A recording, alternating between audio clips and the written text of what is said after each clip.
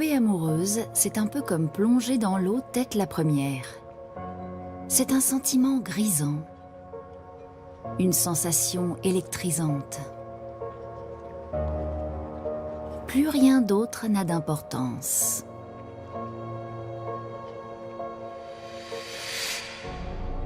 Mais on risque de se faire prendre par un tourbillon. On ne sait plus comment sortir la tête de l'eau.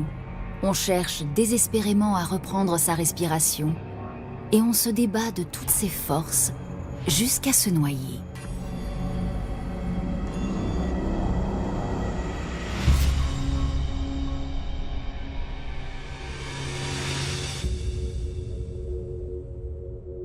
La Nouvelle-Orléans en Louisiane.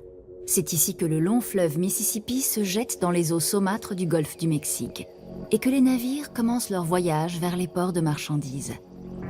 L'Intracoastal Waterway est un réseau de canaux d'apparence paisible. Mais il faut se méfier de l'eau qui dort. Un homme qui naviguait sur un canal a appelé les secours.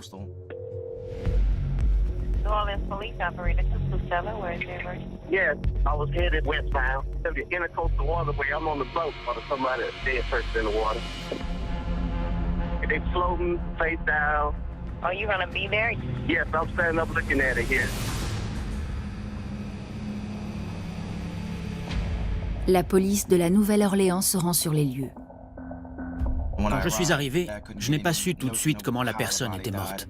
J'ai tout d'abord pensé que c'était une mort naturelle, ou bien un suicide.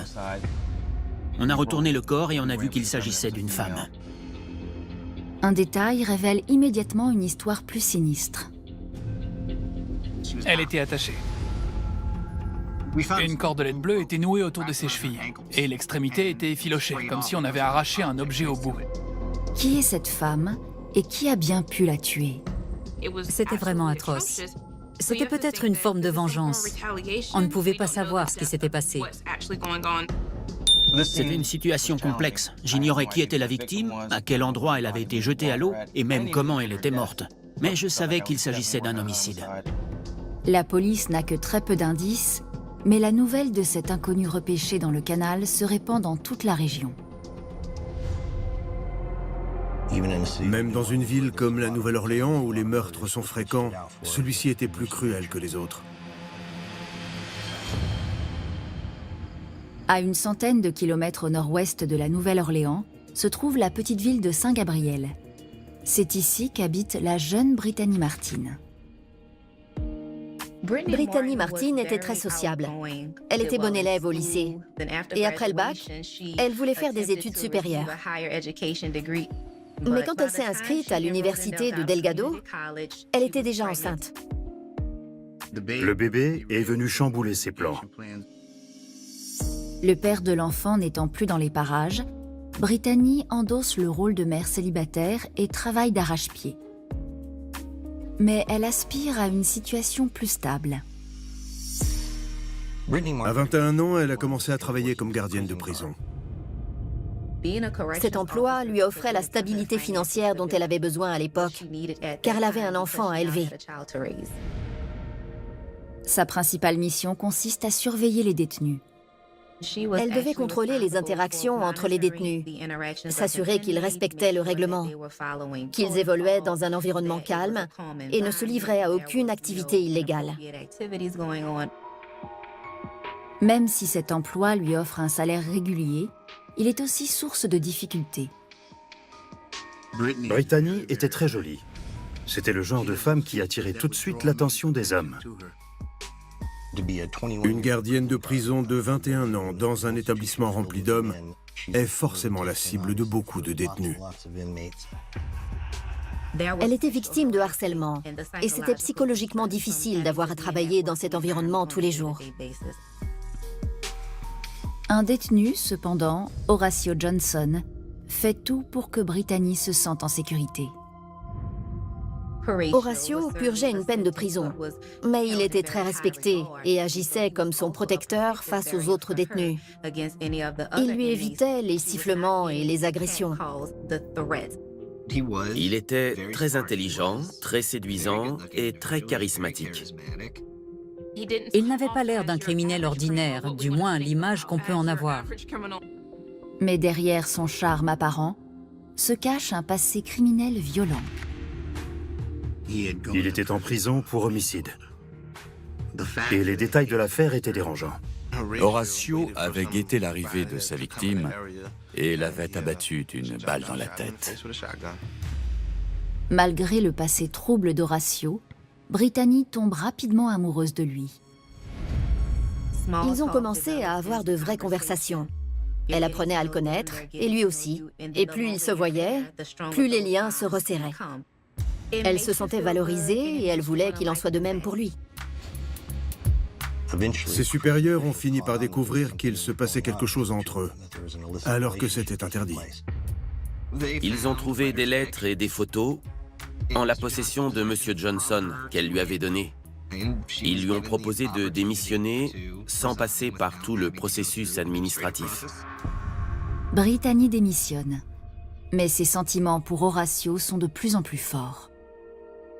Brittany se voyait faire sa vie avec lui. Il était l'homme dont elle rêvait pour élever son enfant et fonder une nouvelle famille, dans une jolie petite maison, avec un jardin. Elle l'adorait. Il lui redonnait confiance en elle. Elle était amoureuse d'Horatio. Elle était même folle de lui. Quand Horatio obtient sa libération conditionnelle 4 mois plus tard, Brittany vient l'attendre à sa sortie de prison. Horatio était le genre de garçon qu'une fille présenterait à sa mère. Il semblait avoir reçu une bonne éducation, avoir le sens des affaires et la tête sur les épaules. Le genre d'homme qui méritait une autre chance. Brittany était une très jeune femme. Et elle était folle amoureuse d'Horatio Johnson. Quand elle a commencé à fréquenter Horatio, elle s'est éloignée de sa famille et menait une double vie. Elle avait sa vie avec Horatio et sa vie avec sa famille, qui n'accueillait pas son petit ami à bras ouverts car elle pensait qu'il n'était pas bon pour elle. Pour cette raison, elle s'est rapprochée de lui et s'est éloignée de plus en plus de sa famille dont elle était proche avant de le rencontrer.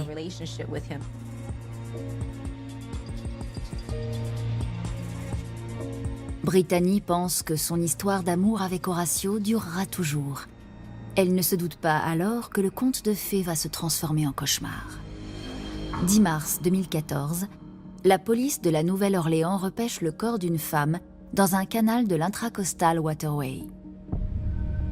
On ne savait pas si la victime avait été poignardée, tuée par balle ou étranglée. C'était la première fois que j'étais face à une affaire où cette question n'avait pas de réponse immédiate. Le corps avait été attaché avec une corde en nylon qui était effilochée au bout, comme si un objet lourd y avait été accroché. Qui est cette femme et comment est-elle morte? En examinant le corps, les inspecteurs découvrent une première piste. Elle révélera jusqu'où Brittany Martin était prête à aller pour prouver son amour à Horatio Johnson. En examinant le corps, nous avons remarqué un tatouage dans le bas du dos. Au moins, je savais quelle direction prendre.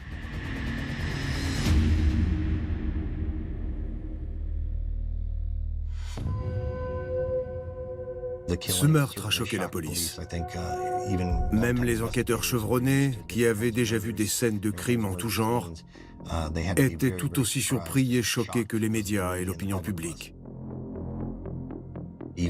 Cette affaire forçait à réfléchir au degré de violence dont certains individus sont capables. On commence à penser à la personne plutôt qu'au cadavre. Et ça nous affecte. Ça finit par être très pesant.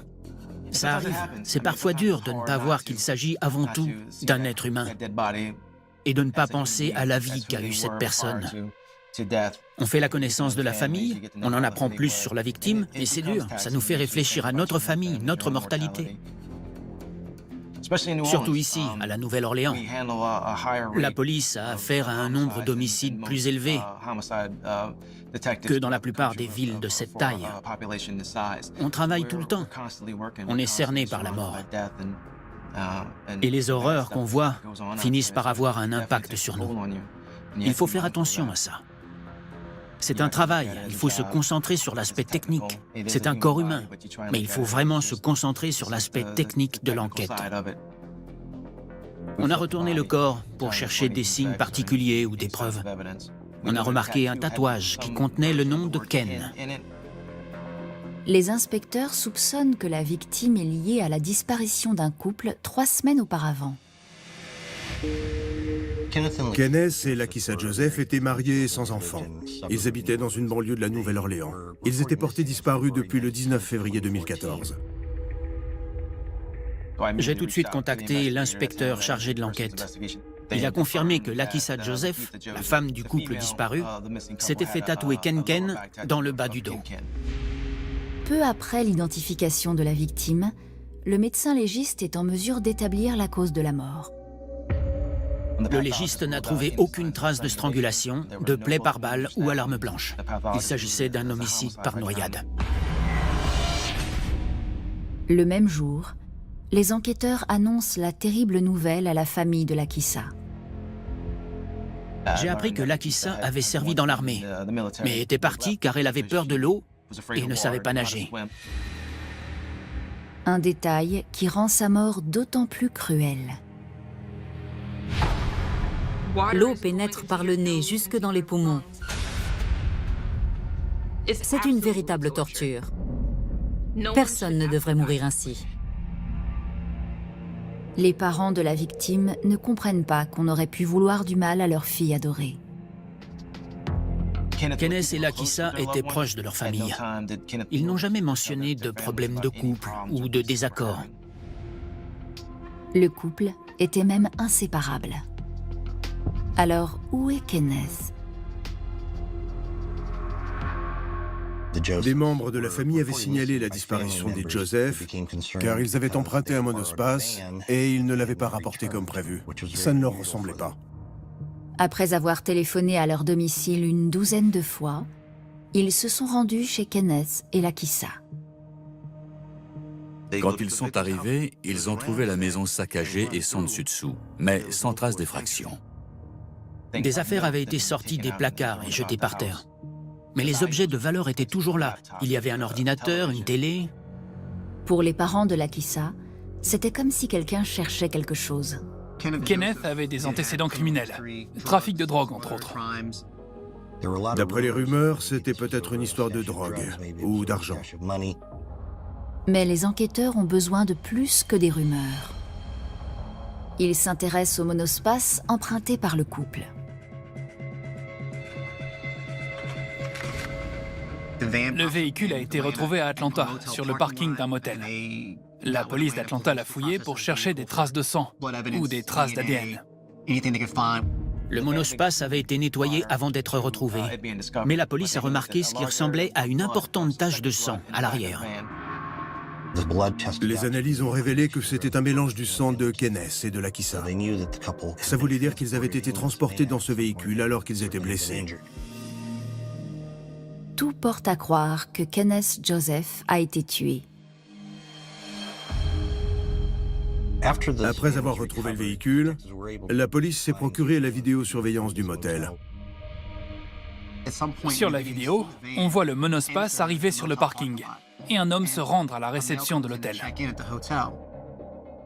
Les enquêteurs regardent qui a pris une chambre d'hôtel juste après l'arrivée du véhicule sur le parking. Et ils trouvent un nom. Frank Mike Jr. était le nom du conducteur du véhicule. Ils lancent immédiatement une recherche dans leur fichier. Frank Mike avait été arrêté à plusieurs reprises. Il était en liberté conditionnelle pour trafic de drogue. On a découvert qu'il habitait dans l'est de la Nouvelle-Orléans. Mais avant que les inspecteurs ne puissent interroger Frank Mike Jr., un autre cadavre est repêché dans l'Intracoastal Waterway. It's a male, it's face down, from the chest to the head, it's floating and the rest of the body is down, and it seems to have been in the water a mighty long time, so it might be the man that they've been looking for. J'ai pu examiner le corps. La corpulence, la taille et le poids semblaient correspondre à Kenneth, donc j'étais assez confiant. La police confirme que le second cadavre est bien celui de Kenneth Joseph. Le corps de Kenneth était aussi ficelé avec la même cordelette bleue en nylon. Mais ce n'est que le début de l'énigme. Ce que les inspecteurs découvrent accroché à la corde révèle la véritable nature du crime. Il paraissait évident que tout avait été mis en œuvre pour que les corps ne soient pas retrouvés. La police ne va pas tarder à faire une autre découverte tout aussi stupéfiante. L'identité de l'assassin et la jeune mère dévouée au centre de toute cette affaire. Vue de l'extérieur, elle n'a rien d'une criminelle. Mais les apparences sont parfois trompeuses. Brittany Martin, 25 ans, a rencontré l'homme de ses rêves alors qu'elle était gardienne de prison. Horatio Johnson vient d'être libéré sur parole. Brittany était follement amoureuse d'Horatio Johnson. Mais la véritable nature de leur histoire d'amour est sur le point d'être dévoilée. Tout comme ce que Brittany est prête à faire pour prouver son amour à Horatio. Tout commence quand la police repêche le corps mutilé de Kenneth Joseph, dans le même canal où sa femme Lakissa a été retrouvée 12 jours plus tôt. Cette affaire se démarquait des autres en raison de la façon très violente dont ils avaient été tués, du mystère autour de ce qui leur était arrivé. Qui avait pu leur faire ça et pourquoi procéder ainsi? En examinant le corps, la police comprend pourquoi Kenneth n'a pas été retrouvé plus tôt. Ses pieds étaient attachés par une cordelette bleue, comme Lakissa, même style, même couleur, même matière, mais son corps était lesté par un poids de 15 kilos. Nous étions presque sûrs que Lakissa en avait un également, mais qu'il avait été arraché par le courant. Les corps avaient été lestés pour qu'ils ne soient pas découverts par la police. C'est évident. Pour la police, c'était un règlement de compte personnel. Les deux victimes étaient encore en vie quand elles avaient été jetées à l'eau. Une fois le corps de Kenneth Joseph identifié, les inspecteurs tournent leur attention vers Frank Mike Jr., l'homme qui apparaît sur la vidéosurveillance de l'hôtel comme étant le conducteur du monospace conduit par le couple. J'ai rencontré Frank Mike. Il était venu de son propre chef et avait accepté de me parler.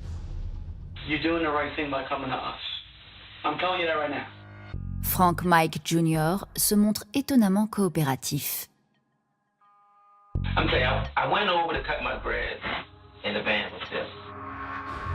Il m'a dit qu'il avait remarqué un monospace garé dans le jardin derrière. Il ne savait pas à qui il appartenait et trouvait ça bizarre. Mais il a tout de suite appelé son neveu Stephen Bradley.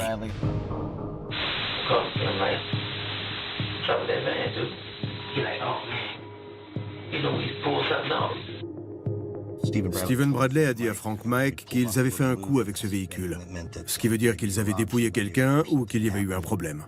Mike savait que son neveu était impliqué dans des vols à main armée. Donc il n'a pas posé plus de questions. Stephen a dit qu'ils avaient dû se débarrasser du véhicule hors de la ville. Frank a demandé s'il pouvait se servir du véhicule pour un petit voyage à Atlanta. Et Bradley a accepté.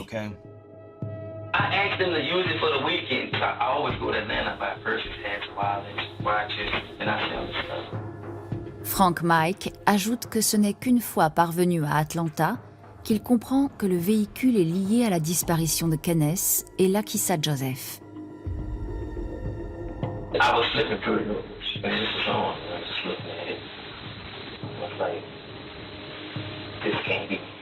Frank Mike explique qu'il a alors décidé de se débarrasser du véhicule.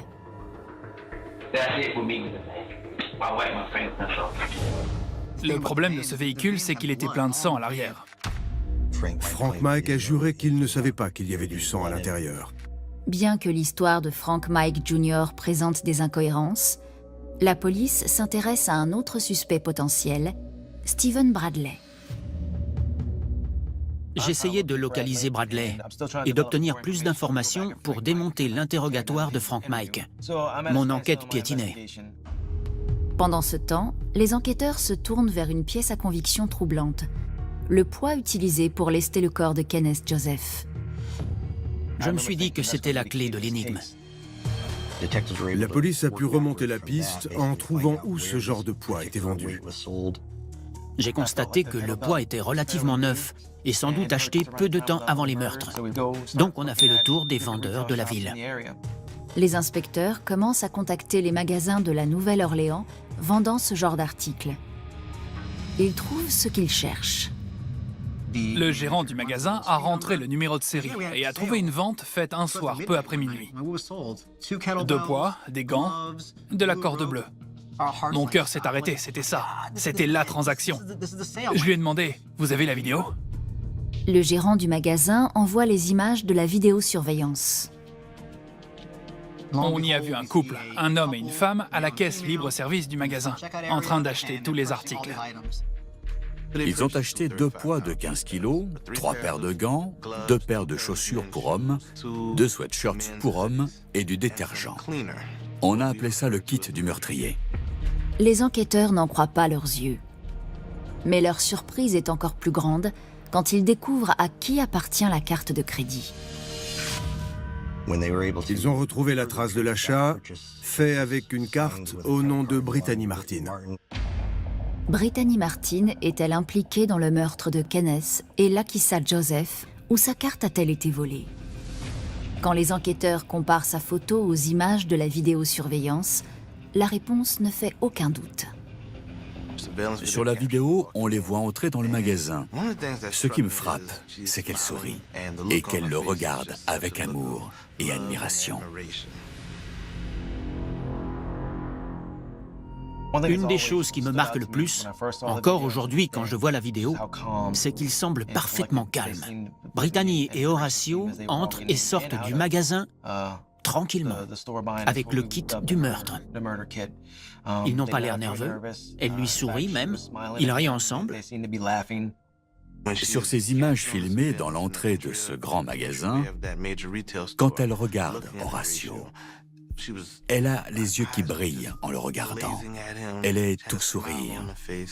C'était une pilule très difficile à avaler pour moi et mon équipe, et même pour les inspecteurs. Ça fait partie des choses, encore aujourd'hui, que je n'arrive pas à comprendre.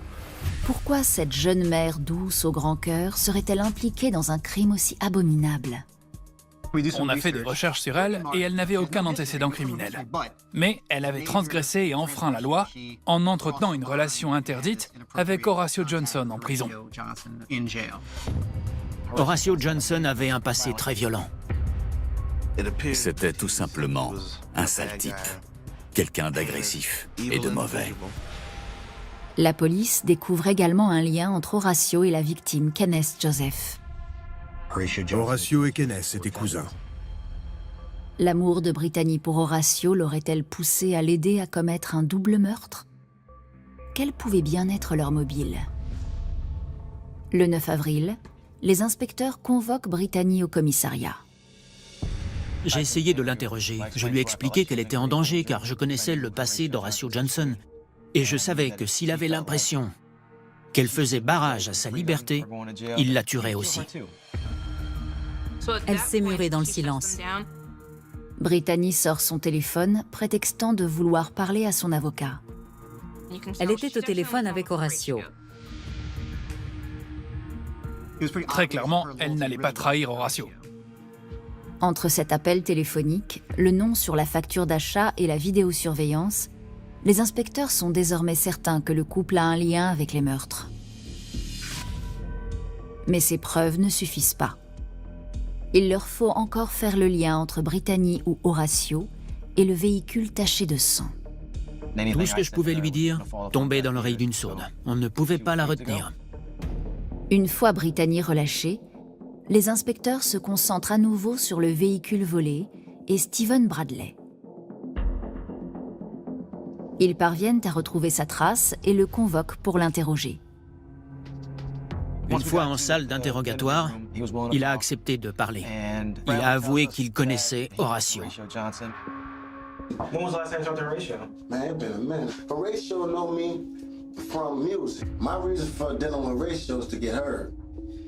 Steven Bradley était un rappeur qui essayait de percer et Horatio était son agent. Bradley a expliqué que ce soir-là, il était dans un studio quand Horatio était arrivé avec le véhicule. I need to get rid of this van. So I'm like, man, what's the problem? Yeah, like, man, I just need to get rid of it. I said, don't worry, I got it. Stephen Bradley explique aux enquêteurs qu'avec le propriétaire du studio, un certain Blue, il s'est rendu chez Frank Mike Jr. avec le véhicule. Bradley a dit qu'ils ont remarqué ce qui ressemblait à du sang à l'arrière. No, like real talk, like I know they have blood in it. Was it on the roof, on the walls, on the floor? Les inspecteurs tentent d'obtenir plus d'informations, mais Bradley ne veut rien dire de plus. Je pense qu'il en savait plus sur les corps. Mais au fur et à mesure, il s'est fermé. Il voulait parler à son avocat avant de livrer plus d'informations. Donc j'ai suspendu l'interrogatoire. Les enquêteurs se rapprochent de la solution. Mais ils ne comprennent toujours pas pourquoi Brittany Martin serait impliquée dans un double meurtre. Ils ne disposent pas de preuves suffisantes pour interpeller qui que ce soit, jusqu'à ce qu'un associé de Stephen Bradley se manifeste. Il m'a dit qu'ils avaient eu une conversation avec Bradley et qu'il avait tout simplement avoué.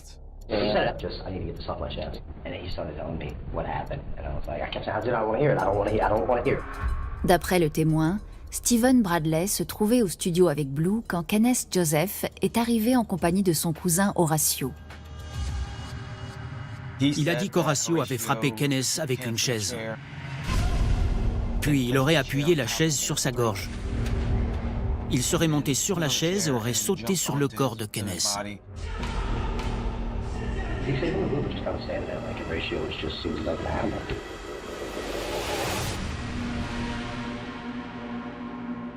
Apparemment, c'était sans raison. Bradley n'a pas dit qu'Horatio posait des questions ou criait sur Kenneth pour tenter d'obtenir des informations. Savoir qu'on va se faire tuer par quelqu'un du même sang, ça doit être horrible. Les enquêteurs n'ont pas besoin d'un mobile pour établir un mandat d'arrêt. Il leur faut des preuves. Et grâce à ce témoignage, ils en ont.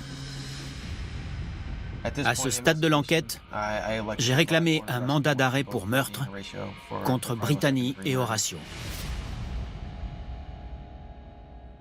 On l'a ensuite remis au bureau du shérif, qui a lancé les recherches. D'après les témoignages, la facture d'achat et la vidéosurveillance, les inspecteurs sont convaincus que Brittany Martin et son petit ami Horatio Johnson sont coupables du meurtre de Kenneth et Lakissa Joseph. Sur la vidéo prise par la caméra du magasin, on voit Horatio Johnson saisir les poids avec la manche de son pull. Il faisait très attention de ne pas laisser d'empreintes, déjà pendant l'achat, ce qui semblait très louche. Le reçu de carte de crédit avait été signé par Brittany. Elle entre dans le magasin comme si de rien n'était. Elle a l'air d'être la femme la plus heureuse du monde. Je présume qu'elle avait des sentiments partagés pour Horatio. Une part d'elle avait peur de lui, mais une autre part était amoureuse de lui. Elle était prête à tout pour lui. Il la rendait heureuse. Le 6 mai 2014, 2 mois après le double meurtre des Joseph, la police obtient un mandat d'arrêt pour Brittany et Horatio. Une fois les mandats d'arrêt signés, Horatio et Brittany se sont livrés à la police. Pourtant, même après s'être livrés, ils refusent de parler aux enquêteurs. Horatio, please don't make this more difficult than what it needs to be. Don't try to force it. Les inspecteurs permettent au couple de contacter leur avocat, mais pas avant d'avoir confisqué leur téléphone portable. Avoir accès au message de quelqu'un permet d'en savoir plus sur ce qu'il pense. Quand j'ai vu que des mois après les meurtres, elle envoyait des messages d'amour à Horatio, j'ai compris qu'elle nous poserait problème. Tout le monde pense que la femme est la première à craquer, mais pas Brittany. Face au refus de Brittany de dénoncer son petit ami, les inspecteurs décident de fouiller le studio où Kenneth Joseph aurait été agressé. Quand on est arrivé, tout le studio avait été rénové. Tout avait été nettoyé. Ça ne pouvait pas être une coïncidence. On n'a rien trouvé susceptible de corroborer ce qui s'était soi-disant passé. Ils cherchent à retrouver le propriétaire du studio, le dénommé Blue. On avait un mandat d'arrêt contre lui, mais il était introuvable. Apparemment, il avait quitté le pays. Les inspecteurs obtiennent alors un mandat d'arrêt contre Stephen Bradley. Mais comme Brittany, il refuse de coopérer. Il a dit qu'il voulait aller en prison la tête haute, qu'il n'était pas une balance, il ne voulait pas parler.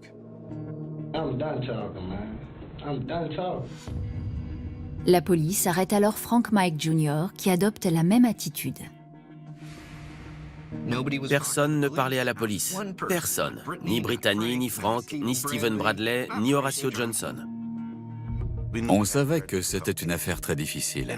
Pour recoller les pièces du puzzle et réussir à prouver leur culpabilité sans l'ombre d'un doute, il nous fallait quelqu'un de l'intérieur. C'est alors que les inspecteurs élaborent un plan dans l'espoir de retourner Brittany contre Horatio. Le plan implique l'oncle d'Horatio qui vit au Texas. Le jeune couple lui a rendu visite peu de temps après la libération d'Horatio. Horatio lui a présenté Brittany en disant qu'il l'aimait et voulait l'épouser. Dès qu'elle a eu le dos tourné, Horatio a dit à son oncle qu'il ne l'aimait pas, qu'elle était stupide et naïve, qu'il se servait d'elle et ne l'épouserait jamais. L'accusation fournit une copie de la déposition de l'oncle à l'avocat de Brittany. À ce stade, elle était en examen, elle ne voyait plus son fils ni sa mère, et pourtant elle continuait de soutenir Horatio. J'ai demandé à Brittany s'ils étaient censés se marier. Elle m'a répondu oui. Dès que tout sera fini, ils se marieraient. Ils en avaient déjà parlé. Ils iraient vivre à Houston. L'avocat de Brittany lui montre alors la déposition de l'oncle d'Horatio. Elle a pris le document et elle a commencé à le lire. Et j'ai vu ses yeux s'emplir de larmes. Elle allait pleurer. Elle a reposé le document et a dit « Il veut jouer avec moi ?» Rappelez les inspecteurs, je vais leur dire ce qui s'est passé.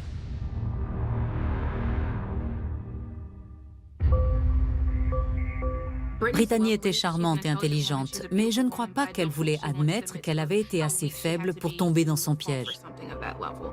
Ce serait très dur à accepter pour n'importe qui, d'avoir été si vulnérable à un moment de sa vie qu'on était prête à tout sacrifier et à cacher que 2 personnes avaient été tuées. À sa place, je n'aurais pas pu être en paix avec cette idée. Elle m'a livré toutes les pièces du puzzle. C'est ce qu'elle m'a livré, toutes les pièces manquantes. On a reconstitué la chronologie des événements. On a sorti tous les reçus de cartes de crédit. Et on a mis tout bout à bout, et tout s'est emboîté. À ce moment-là, c'est la femme bafouée qui a parlé. Quand elle m'a dit qu'elle allait tout raconter à la police, j'ai su que c'était gagné. Une fois qu'on aurait toutes ces informations, je devrais obtenir une conciliation. Je devrais négocier avec le procureur. J'ai demandé à Brittany de remplir les blancs dans le scénario. Je lui ai fait signer sa déposition et j'ai dit au procureur que je voulais négocier. Je lui ai tout livré sur un plateau. Comme je le prévoyais, j'ai reçu un coup de téléphone. Ils étaient prêts à parler. Nous l'avons monté contre l'amour de sa vie. L'enfer ne connaît pas de pire furie qu'une femme délaissée. Brittany dévoile enfin les événements qui ont conduit au meurtre de Kenneth et Lakissa Joseph. Brittany a reçu un coup de fil d'Horatio, lui demandant de venir la rejoindre au studio.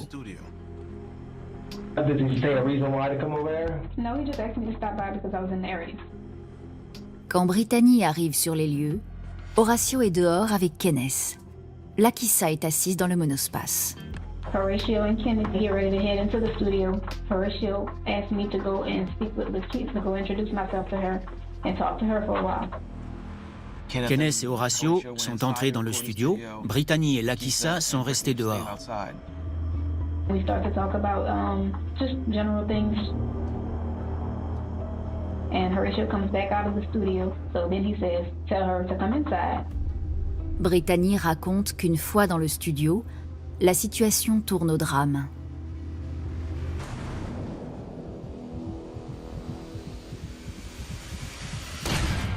Brittany a vu Horatio se jeter sur la femme de son cousin et l'étrangler par derrière. He was choking her and I started to kind of scream. Then I got out of the studio.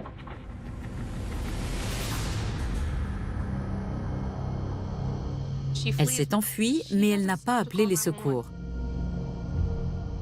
I stopped to like cool off and just relax a bit. Elle a dit avoir reçu plusieurs appels d'Horacio, la suppliant de revenir. And he was like, everything is okay, just come back. And I told him, no, I'm not coming back. But he kept on like, please come back, I want to talk to you. I just need to make sure you're okay, come back. Horacio lui a dit tout ce qu'elle avait besoin d'entendre pour être rassurée. Il l'a embobinée et a réussi à la convaincre. I pulled up and he asked me if I'm okay. Horacio lui dit alors qu'il l'aime et que si elle l'aime aussi, elle doit l'aider. Prête à tout pour lui prouver son amour, Brittany s'exécute. Ils sont allés dans un grand magasin. Ils ont été filmés par les caméras. On voit, quand ils entrent dans le magasin, qu'elle le regarde droit dans les yeux. Elle n'est pas simplement là avec lui, elle le regarde avec amour.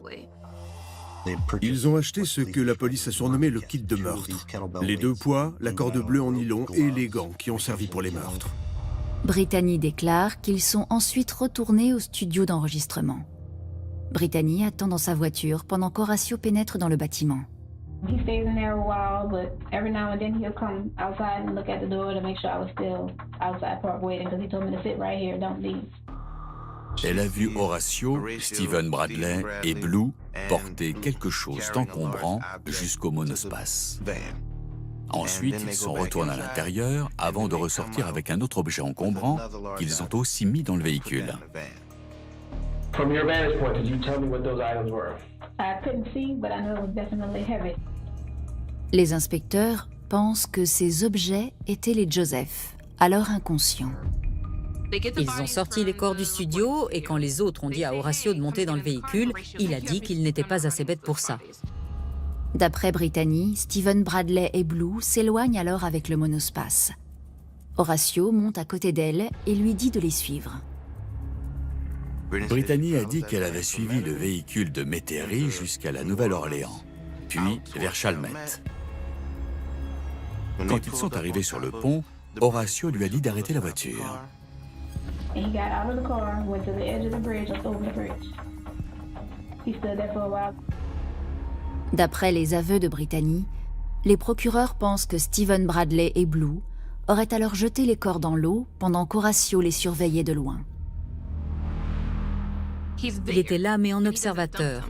Horacio a fait en sorte de ne pas trop s'impliquer et de laisser les autres faire le sale travail. Des médecins ont déclaré qu'ils étaient morts noyés. Passer ces derniers instants éveillés, ligotés sous l'eau, à côté de la personne qu'on aime, sans rien pouvoir faire, ça doit vraiment être une mort atroce. C'est absolument terrifiant.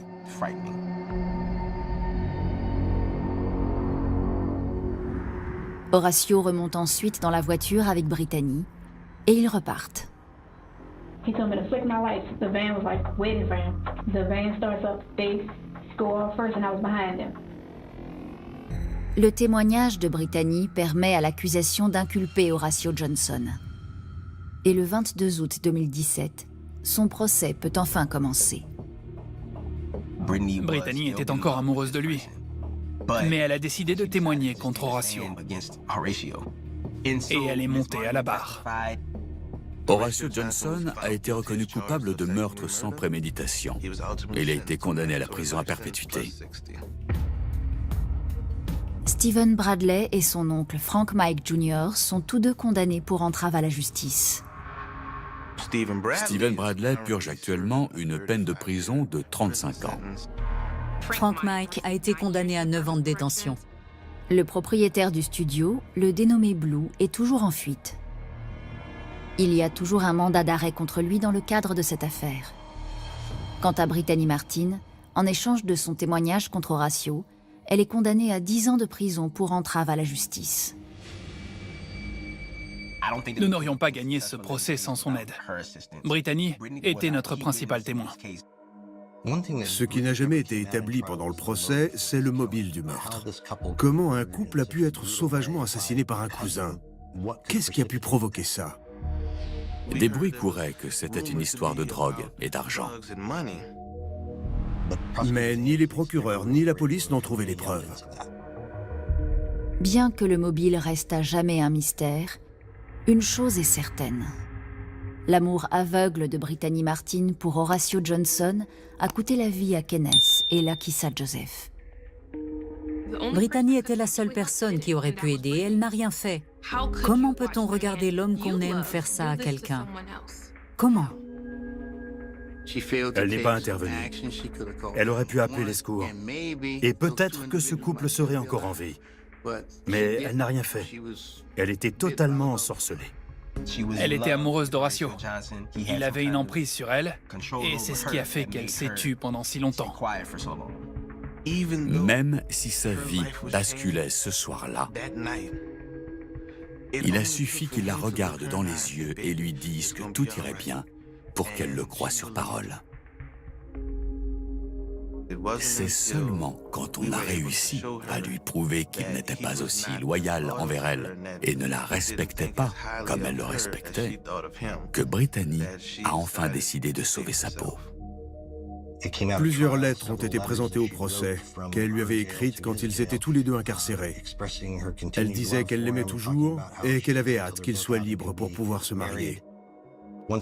Mais quand elle a découvert ce qu'il pensait d'elle, que ce n'était pas le conte de fées qu'elle s'était forgé dans sa tête, alors à ce moment-là, elle a fait preuve d'une grande motivation pour coopérer avec les autorités.